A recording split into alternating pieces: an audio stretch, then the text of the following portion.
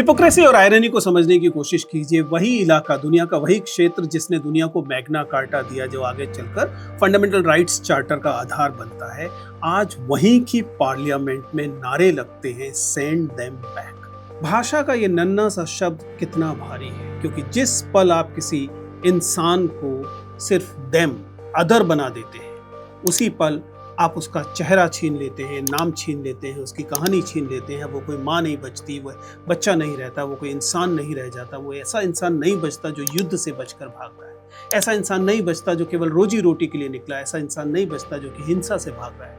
वो बस एक देम बन जाता है, अदर बन जाता है, एक समस्या बन जाता है, एक संख्या बन जाता है। ऐसा ही हुआ। यूरोपियन पार्लियामेंट ने एक बेहद सख्त डिपोर्टेशन कानून पास किया है, और इसके पास होते ही कुछ सांसद खड़े होकर send them back.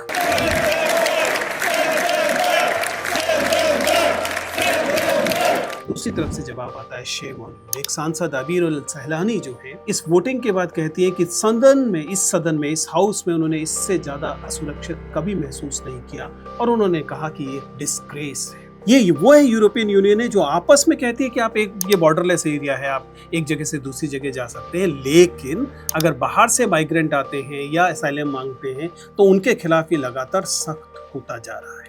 European union का ये जो माइग्रेशन असाइलम पैक्ट है, ये किसी भी तरह का कोई ह्यूमैनिटेरियन पैक्ट नहीं है, बल्कि बॉर्डर ऑप्टिमाइजेशन सिस्टम है, जो कि शब्द इस्तेमाल करता है निष्पक्ष, दृढ़ जैसे शब्द, लेकिन वास्तव में इसकी मंशाएं समझ में आनी चाहिए। इसके पीछे जो रेसिस्ट माइंडसेट है वह समझ में आना चाहिए।